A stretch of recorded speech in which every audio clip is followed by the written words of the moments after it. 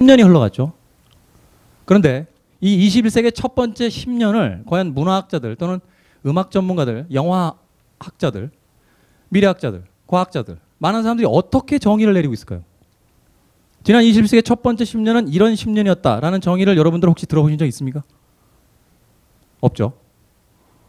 음악을 이야기할 때 매 10년 단위로 음악사를 이야기하는 단어들이 있었습니다. 자, 50년대는 로큰롤의 시대였고요. 60년대는 비틀즈와 롤링스톤스로 대변되는 영국의 음악의 시대였습니다. 70년대 하드락이 이끌었고요. 80년대는 뉴웨이브라는 소위 신서사이저라는 새로운 악기가 등장함으로써 만들어진 그 당시의 용어가 있었고 90년대엔 비로소 힙합의 시대가 도래합니다.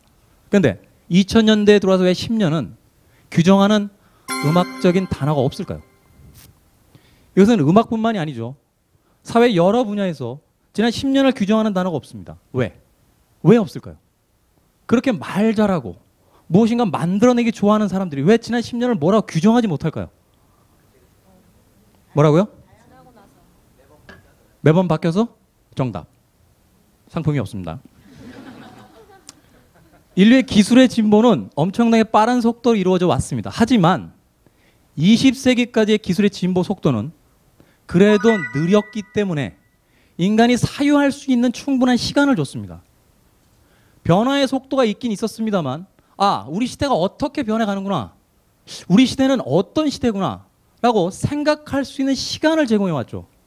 그렇기 때문에 10년 단위로 끊어서 내가 살고 있는 이 10년은, 지난 10년은 어떠한 시대다라는 규정들을 내릴 수 있었습니다. 근데 소위 21세기, 새로운 세기가 시작이 되고 새로운 기술이 엄청나게 비약적인 속도로 발전하기 시작하면서 사람들의 생각의 속도가 기술의 발전의 속도를 따라가지 못합니다. 그래서 자신들이 어떤 시대를 사는지도 모르고 지난 10년을 살아왔습니다. 어떤 시대인지는 모르겠습니다만 그래도 그 시대를 상징하는 단어는 하나 있습니다. 그것이 바로 디지털입니다. 지난 10년 동안 우린 너무나 많은 것을 잃어버렸습니다. 이 디지털에 의해서.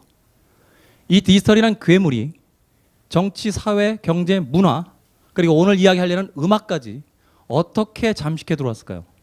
2011년 11월에 했던 엠모 뉴스입니다. 소녀시대 효과, 시가총액 1조 누락. 시가총액이 1조랍니다. 1조.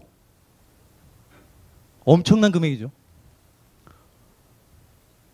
음악은 이제 문화가 아닙니다. 산업입니다.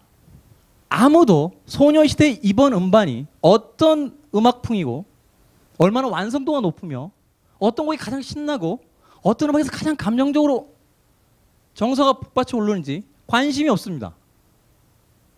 제일 중요한 건